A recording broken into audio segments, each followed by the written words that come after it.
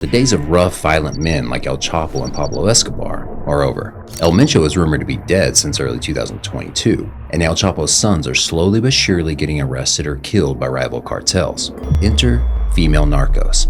From Sandra Avila-Beltran to Emma Coronel Aispuro, Mexico has a long list of tough women who climb the narco pyramid with a cunning and lust for power at least equal to a man's. And in some cases, these narcos' guns and diamonds are a manifestation of female empowerment in the misogynistic world of cartels. Let's explore the most popular female narcos' rise to power and where they are now. Jamaica Thompson. Jamaica is the ultimate rags to riches story. When she was 8, she and her mother were evicted from their LA apartment and their belongings were thrown outside. She said, "I knew then that I wanted money and that I wanted to control everything." Sometime in her late teens, she met Anthony M. Daff Mosley, a local co-lord. Within a few years, they were married and they had a son. In 1984, Daff was killed in a drive-by shooting. As tragic as this was for Jamaica, it was also an opportunity for her to take control of the business. She ended up being named the Queen Pin in the 1980s U.S. crack epidemic. She expanded the business's smuggling routes, invested in various transportation methods, and opened a hair product business for LA celebrities. She was smart, ruthless, and determined to cover up her tracks. Her only mistake was dating a man nicknamed Cheese. Cheese knew the ins and outs of her business, so when Jamaica broke up with him, he ratted her out to the cops. In 1993, she was arrested at her son's 6th grade graduation ceremony. In 2005, she was released, and she completely turned her life around. She works as an evangelical minister and speaks out against the drug trade. Sandra Avila-Beltran. If you Google most popular female narcos, the Queen of the Pacific comes up in the first 5 links. That's Sandra Avila-Beltran. Sandra's rise to power began as early as her birth in 1960. Her mother's family were notorious heroin smugglers, and her father, Alfonso Avila Quintero, was the brother of the Guadalajara cartel leader, Rafael Carro Quintero. Reportedly, she was also related to Miguel Angel Felix Gallardo. He and Rafael founded the first modern cartel, Guadalajara, where El Chapo also began his career. Age 13, Sandra already worked as her father's money counter and was witnessing bloody shootouts between cartels. Her father had taught her that in Mexico, you can make millions if you abuse the corruption. Pero no es nomás con el narcotráfico, hay mucha corrupción en cualquier ámbito social, comercio, empresas, tráfico de influencias con el narcotráfico, con indocumentados, en todo. Sandra grew up rich, with frequent trips to Disneyland, private tuition, and piano lessons, but she didn't have a lot of power, and the men in her family expected her to get married and help her husband, rather than have her own cartel. Sandra studied journalism at the prestigious University of Guadalajara. She kept to herself and got excellent grades. Her college mates remembered her as quiet, withdrawn, and suspicious of other people. Her suspicions were warranted. One day, a jealous boyfriend kidnapped her, and this triggered the end of her studies. Later on, there would even be attempts on her life. Íbamos a desayunar Joel y yo. De un momento se atravesó un carro, nos cerró el paso y se bajaron 2 personas armadas. Se nos pusieron de frente y inició el tiroteo.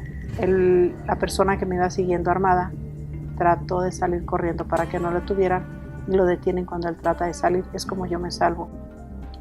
Y alcancé a ver a Joel tirado en la calle, muerto.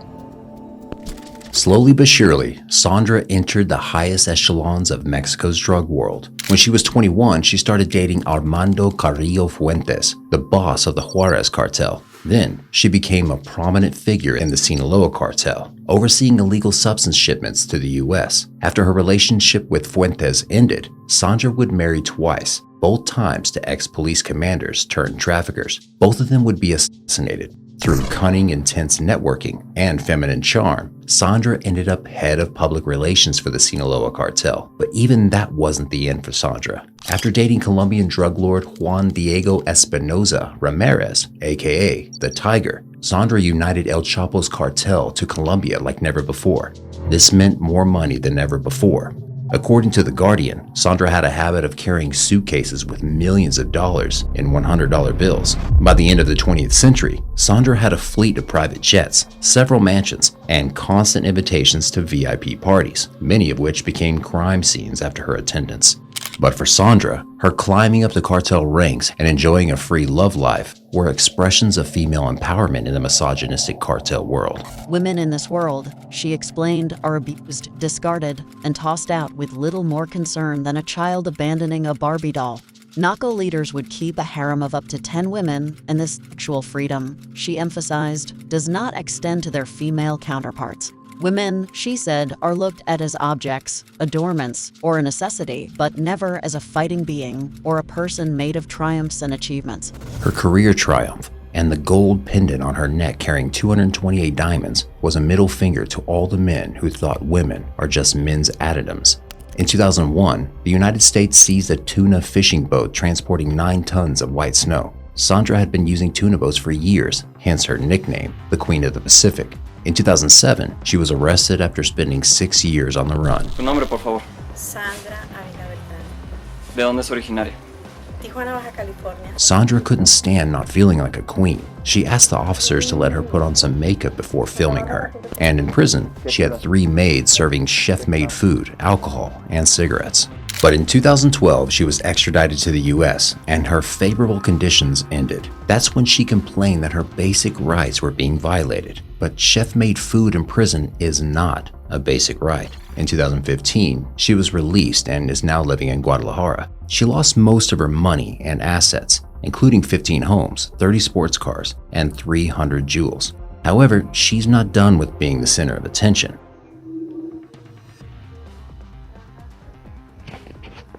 Hola, buenas noches. Muchas gracias por todas las personas que me han tenido interés en mi página. Esta es la oficial.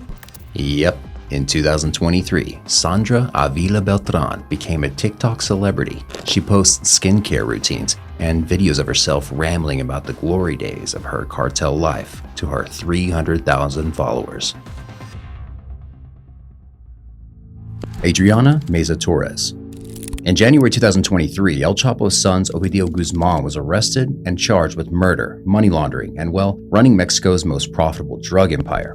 The detainee was transferred from the place of his arrest to Mexico City in an Air Force aircraft. Army and National Guard personnel continue to assist the civil authorities in restoring public order and the rule of law. Mexican authorities are working with the DEA to decimate the Sinaloa cartel, and among their prime suspects is Ovidio's wife, Adriana Meza Torres. Adriana was born in the mid-1990s to parents Elizabeth Torres Felix and Raul Meza Ontiveros, aka M6, who was a notorious Sinaloa cartel general. Adriana's uncles, Javier Torres Felix, aka LJT, and Manuel Torres Felix, aka M1, were some of El Mayo's most trusted men. This puts Adriana right in the middle of the Sinaloa cartel. As of 2023, the Sinaloa is split into 2 factions, one led by El Chapo's sons and one by El Mayo. She's in excellent relations with both.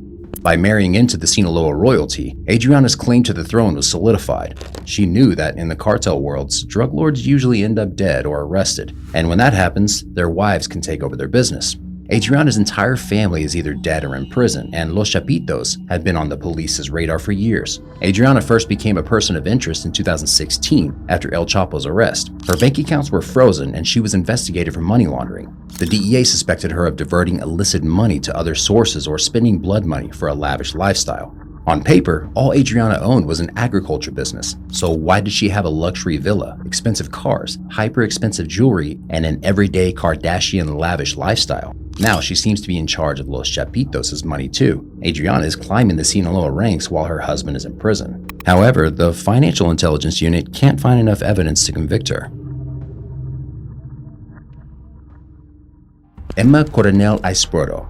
In Emma's case, her rise to power is pretty obvious. On her 18th birthday, she married 50-year-old El Chapo, who had his eyes set on her following a beauty contest. Until El Chapo's 2016 arrest, Emma kept a low profile and took care of her twin daughters, Maria Joaquina and Emily Guadalupe. She'd even kept El Chapo's name out of her girls' birth certificates. Clearly, she wanted to stay safe. ¿Ustedes por qué deciden tenerlas a ellas en California? Como yo nací allá, se supuso que era buena idea que también fueran ciudadanas americanas.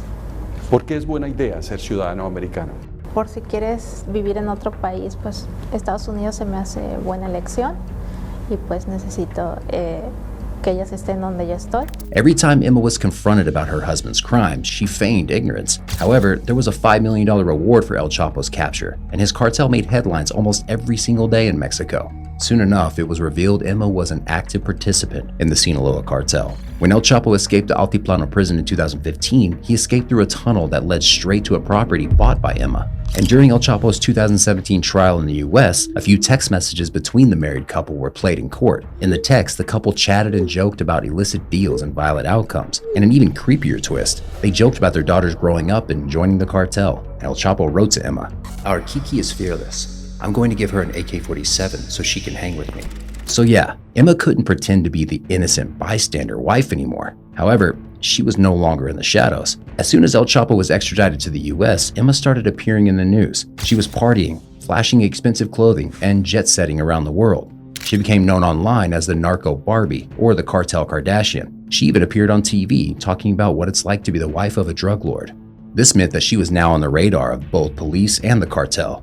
No one was happy that she was airing dirty laundry or spending millions made off murder. But according to journalist Annabelle Hernandez, Emma's lavish lifestyle during El Chapo's imprisonment is her revenge. As it turns out, El Chapo was repeatedly unfaithful to Emma, while she was the most loyal wife he could ask for. She protected him, covered for his crimes, helped him escape, and put herself in harm's way for him. So the minute Emma realized her husband would never leave prison again, she decided to make him see what he was losing. In February 2021, however, she was arrested on numerous charges. The former beauty queen appeared before a federal judge in Washington, D.C. on Thursday morning and pleaded guilty to participating in conspiracy to distribute cocaine, methamphetamine, heroin, and marijuana for importation into the U.S. Emma will be spending 3 years in prison. After her release, she might have to live on the run. Reportedly, she might be cooperating with the DEA to help convict more Sinaloa members. Griselda Blanco. Griselda Blanco tops most people, men or women, in the narco world. Her rise to power is reminiscent of Shakespeare's Mad Kings. When she was 11, she attempted the kidnapping and ransom of a young boy from a rich family in Colombia. When the family didn't take her seriously, she shot and killed the boy. Griselda was already a psychopathic killer, coming from a severely abusive family. Age 19, she ran away from home to escape from her mother's boyfriend violating her again. During the 1970s, Griselda illegally immigrated to the US, eventually settling in Miami. She was working for the Medellin cartel and she spotted a huge opportunity. Miami was a huge consumer of coke. Griselda thus became the epicenter of the cocaine cowboy wars, or the Miami drug war. For the first time, police officers were being gunned down in the middle of the day, and rival gangs would engage in shootouts in public places, resulting in civilian casualties daily. The disregard for human life there at the scene was something that we had never seen or heard of here in South Florida. Griselda is responsible for anywhere between 40 and 200 deaths, and some of the victims were her own lovers. Griselda murdered all 3 of her husbands too, from reasons from disagreements over a drug deal to suspicion of infidelity. After her 3rd husband left her, she killed him and 8 strippers she suspected of sleeping with him. She designed an efficient assassination method, the motorbike drive-by. At her career peak, Griselda was making $8 million a month. She had created a special line of lingerie, and she hid white powder in the secret sewings that women would wear past the borders. They were creating garments. These garments would allow for the drugs to be more smoothed around the body. It would just look like a woman's natural figure. She encouraged the women to dress very attractively, to be flirtatious with customs agents and immigration agents. Yep, in a world where men commit most cartel crimes, the police were still unsuspecting of women. Meanwhile, Griselda Blanco became known as the Black Widow, or the cocaine godmother. She had a dog named Hitler and hosted drug-fueled bisexual orgies. In February 1985, she was finally arrested after a decade-long operation. She was sentenced to 15 years in prison. Just how violent was this 5-foot mother of 4? The fact that the homicide rate dropped dramatically after she was arrested. It all came back to her. 3 out of her 4 sons were killed, and in 2012, after her release, Griselda was gunned down in Colombia by 2 bikers using her very own assassination method.